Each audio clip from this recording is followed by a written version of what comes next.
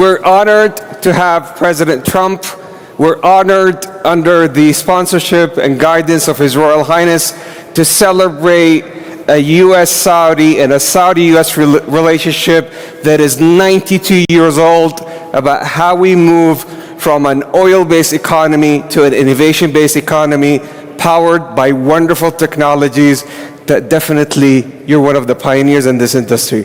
We just showed to His Royal Highness some of your Optimus robots, and to President Trump. Let's talk about that. Tell me about them.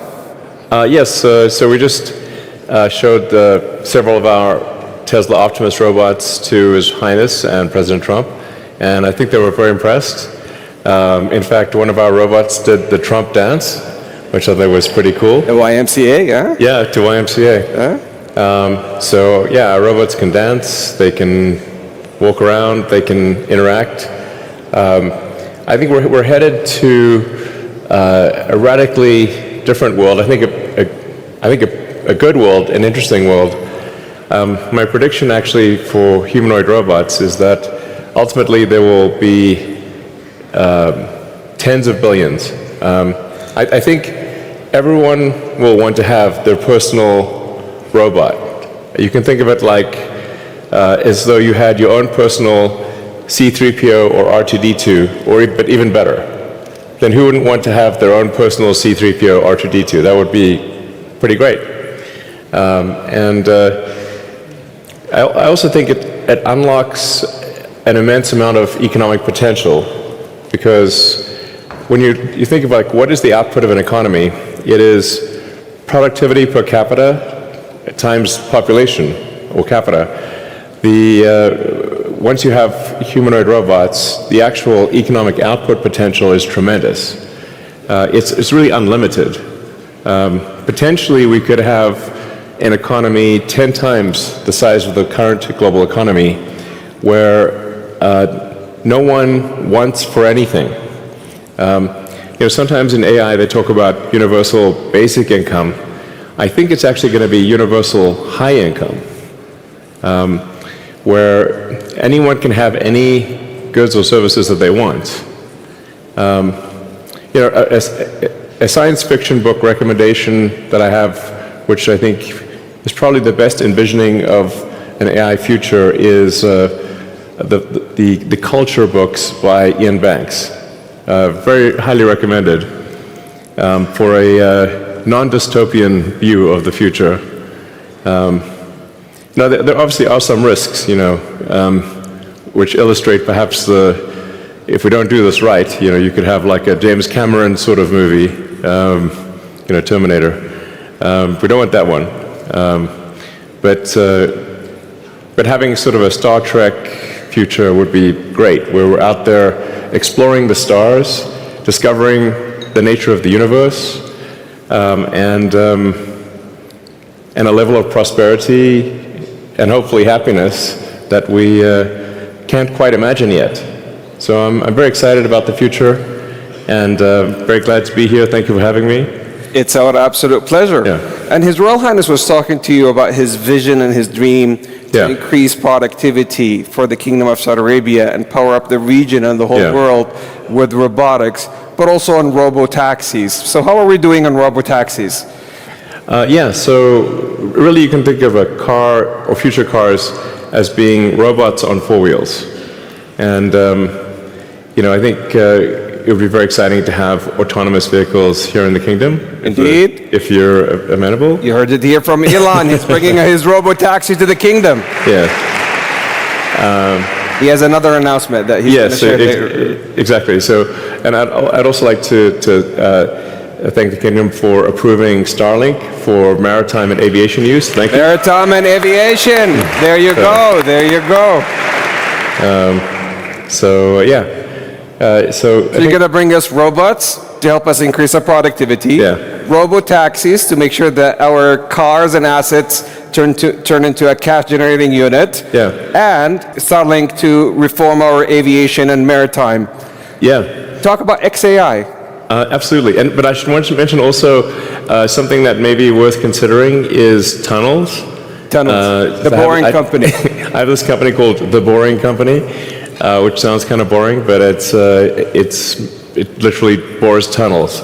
And actually, tunnels, in order to solve traffic, you really need to go 3D with roads. And by using tunnels, you can essentially create like a wormhole, like a warp tunnel from one part of a city to another and alleviate traffic. And we've actually already done this proof of concept in Vegas. So there are working tunnels in Las Vegas that you can use where that'll just, it feels like teleporting from one part of Vegas to another. So I always say that, my joke is like tunnels are underappreciated. It's a bit of a, not always a hit, but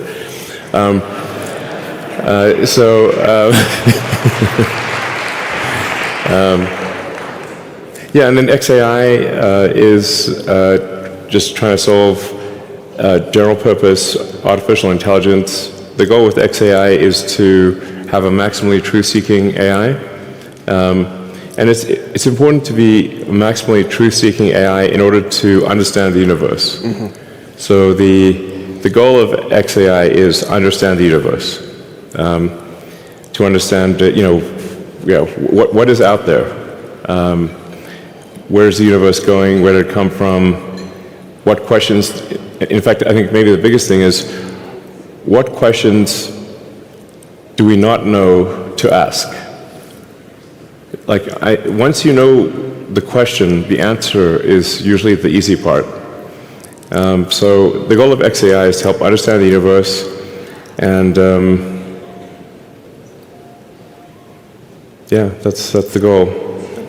And help people answer any questions along the way, of course. But that's my philosophy. My philosophy is one of curiosity, just trying to understand the nature of reality. So I know you had a long day, but we also have the Honorable President and His Royal Highness Musaidi hitting the stage soon. Yes. So this is a historic day, a partnership about how we could join hands together, as we have joined hands in the past 92 years, on building a factor-based economy to help the world and power up 20% of the energy mix, which is very critical today to the AI intelligence age, the digital age, and how we have reformed, and with the intelligent age. And we could not be more appreciative of having a lifetime partner and a friend like you, Elon, to the kingdom. Thank you. Joining hands on XAI, Starlink, and robotics and Tesla. Thank you so much on behalf of the whole kingdom, and we look forward to continue the partnership. Thank you. All right. Thanks, everyone. Thank you. Thank you. Incredible host, my friend, and it's been really incredible to see your country. You gave me the most incredible tour of the high-tech sector of Saudi Arabia yesterday, and it's truly impressive what your country is doing to create opportunities for entrepreneurs. I'd say including and especially women. I was very impressed to meet a number of female entrepreneurs yesterday at the garage at your startup incubator. So it's been very impressive to see. You're too kind. What a wonderful introduction. So David, yesterday, Your Excellency, we had the absolute wonderful opportunity to cement the partnership, more than 90 years of a relationship, a strategic alliance between the US and Saudi Arabia and the US, to move and foster from an energy-based economy. Today we fuel roughly 20% of the global mix, moving to the digital economy, and you just have recognized our women empowerment in tech, 36%. Can we get a big round of applause for all the amazing women fueling our digital economy and being named number 1, number 2 consecutively by ITU, the World Bank, the World Economic Forum? Fast forward to the intelligent age. The intelligent age, yesterday, we showed you how we're leveraging our energy, our capital, our land, captive market to push activation, acceleration, and adoption. The lowest price point for training, inference, and some of the world-leading examples in generative AI, in healthcare, sickle cell disease, agentic AI, transforming both the wonderful PIF portfolio and our government efficiency, and adoption led by Aramco with their meta brain, the corrosion. Tell me about your reflections. Well, when we were doing the tour yesterday of the startup garage, one of the things that we saw, which wasn't, I think, planned or on the tour, is we saw a whiteboard that someone had drawn a diagram for Model Context Protocol, or MCP. I don't know if people here know what MCP is, but it's catching fire in the world of AI, and it showed that your founders and entrepreneurs are really on the cutting edge of what's happening with AI. MCP is a new standard that allows agents to talk to existing SaaS applications or any kind of application, and it's really going to enable this agentic future that I think is the next big wave in AI. So the fact that someone had just was scribbling that on a whiteboard showed me that. Trust me, that wasn't planted there or orchestrated. That was organic. It shows you the depth and the breadth of the technical capacity that we have, led by our youth and women. Yes, and I could tell that there's a founder who is building an AI agent there who's really on the cutting edge. And I think this is the kind of thing we need to enable and to want to support. The thing that I've learned in Silicon Valley over the past 25 years is that every successful company in Silicon Valley gets to be that way by creating an ecosystem. And the most powerful companies in tech are the ones that create the biggest ecosystem. In fact, they do that by creating a standard. They want everyone to build on top of them. They create app stores, things like that. In fact, they're able to build these ecosystems without even having any lawyers involved. There's no need for a contract. You just publish an API and people will build. And I think in a similar way, the United States needs to encourage the world to build on our tech stack. You know, the first week that I became AI czar for President Trump. I love that, AI czar. It's a big title to live up to sometimes. But the president challenged us and he tasked us. He said, we have to win the AI race. The United States has to win the AI race. And every day I think about... Win with the kingdom. Well, I'm about to get there. And I think about how is it that we do that? How do we win the AI race? And the answer is that we have to build the biggest partner ecosystem. We need our friends like the Kingdom of Saudi Arabia and other strategic partners and allies to want to build on our tech. And yet, over the past few years, that's been the opposite of the approach in Washington. The Trump administration just announced that we'd be rescinding what's known as the Biden diffusion rule, which was a rule that came out in January. Can we get a thank you? Because it's about diffusion, adoption. Yes, the Biden diffusion rule came out in January, and it literally restricted the diffusion, or proliferation of American technology all over the world. Now, the original reason for this diffusion rule is that we have a policy of not wanting our advanced semiconductors to go to what are known as countries of concern. But there's only a very, very small number of those countries, and really we're talking about, America's central competitors in the world. It was never intended to capture friends, allies, strategic partners. And yet, out of this, I think, desire to try and prevent diffusion, what Washington sought to do was create a regime restricting the transfer of data centers, of data center technology. Now imagine if, let's take this. Imagine if Washington had created a diffusion rule for the iPhone because it was worried about bad guys somehow getting a hold of iPhones, and every iPhone transaction had to be licensed in Washington. This technology would not have spread all over the world. And the diffusion of iPhones is a very good thing for the United States of America. I think in a similar way, we want our technology to diffuse or to spread. We want people to use it. We want to become the standard. And I think that in Washington, that mentality has, I think, been sorely lacking over the past few years, but we're going to bring it back. Well, this is a general purpose technology, and you can't leave people behind. Yes. Folks are going to get these chips a way or another, but you need to make sure that there are safeguards and guardrails to make sure that there is no technological diversion. And if I take the Kingdom of Saudi Arabia, we've had your mainframe, for example, back then it used to be called the supercomputer, since 1947 in Aramco, and they had protocols on how to protect it, diversion to any specific nation. And I couldn't agree with you more, my dear friend.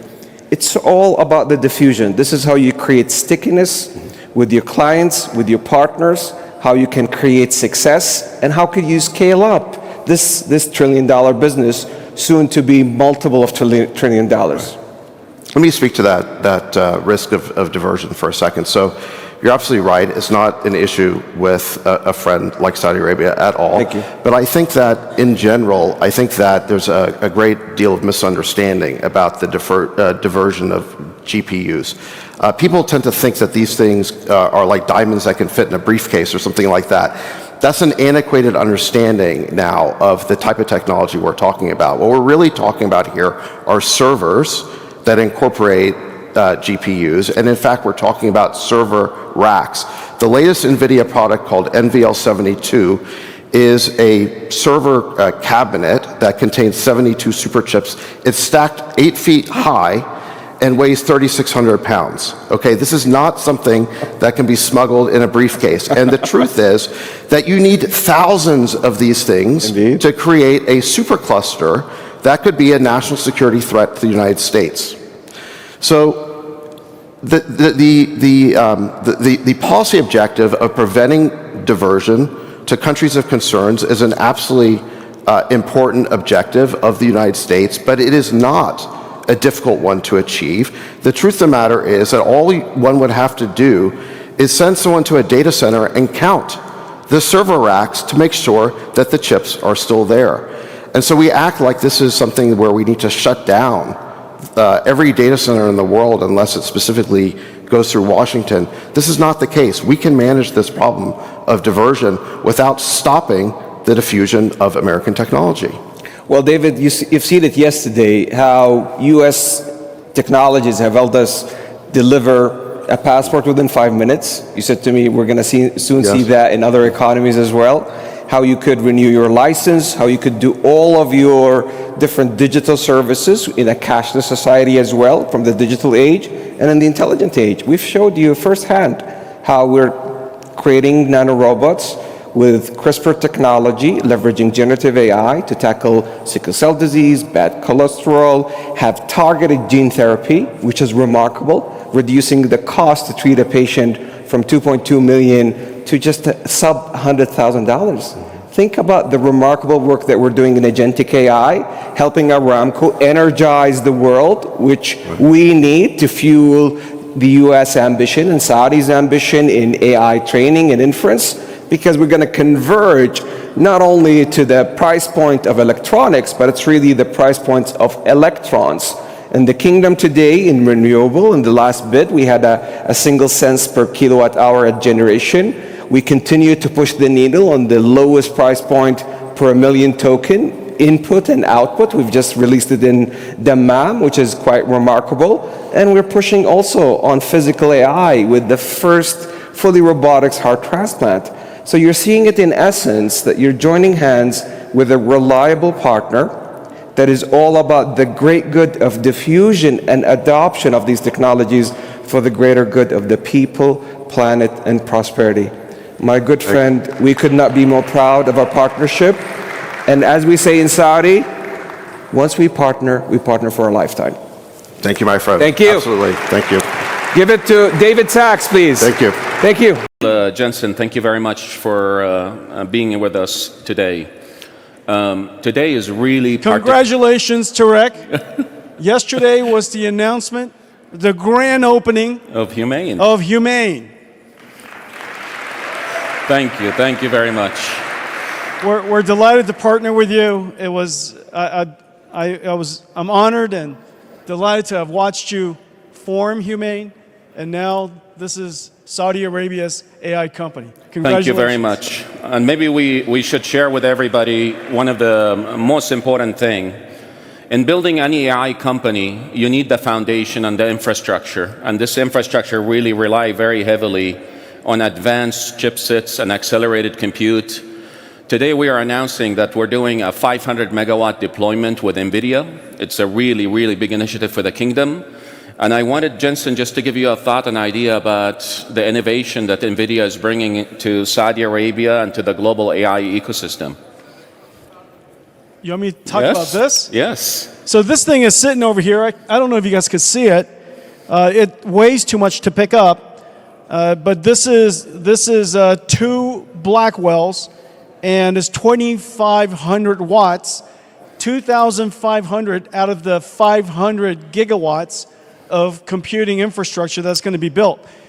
As you know, artificial intelligence has been a revolutionary technology, the most transformative technology of our time, maybe of any time.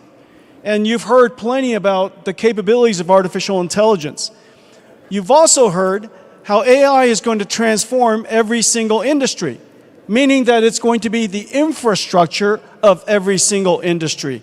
And Humain is going to be building the AI infrastructure here in Saudi Arabia. But what people don't realize is, unlike many technologies that are transformative, AI is also in itself an industry.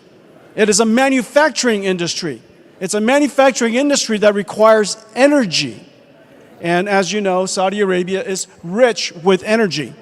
Transforming the energy through this giant versions of these NVIDIA AI supercomputers, which are essentially AI factories. Energy powers these AI factories. Artificial intelligence tokens are generated, and those tokens are reformulated into applications and problem-solving AIs that Tarek and Humain will create for Saudi Arabia and the rest of the world. Yeah, we're very, very excited, Jensen. So once we address the infrastructure layer, of course, the innovation that would come is the models, and we've seen all of the things that are happening in generative AI, and we're super excited about it. But I've also heard you talk about something else, the physical world and physical AI. Would you mind just giving a perspective on how this relationship between generative AI, the physical AI, and the platforms that NVIDIA is providing to Humain? Well, over the last 12 years, we've both been involved in the development of the AI industry. Technology went from the first time you saw AI was perception AI. AIs that can recognize cats and words and sounds and speech. Perception AI evolved into generative AI. You can now use words to generate words, or words to generate images, words to generate chemicals and proteins, generative AI. Then the third era, which is the era we're in right now, is AI technology that can reason. And the formulation, the application of that capability is agentic AI. AI that can have agency. It can use tools, it can reason, it can solve problems. Essentially a digital robot that sits inside the computer. The next era, the era that we're working on now, is AIs that understands the laws of physics, the rules, the common sense of the physical world.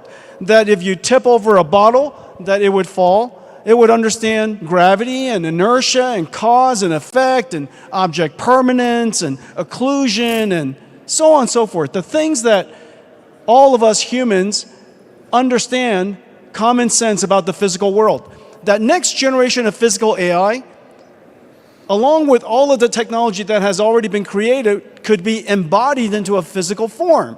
And that physical form would be robotics. So the era of AI is moving incredibly fast. We're in an agentic AI world today, and we're in the robotics world or physical AI shortly from now. Jensen, I wish we have so much more time to spend, because it's really a privilege to have you here. On behalf of myself, our team, we're really humbled that we're working together to create what the future AI factories would look like. Humain really started by a vision by His Royal Highness to really play in the AI total value chain, building massive capacity data centers. So we'll go to 1.9 gigawatt by 2030, advancing the AI chips, the cloud, models, application solutions.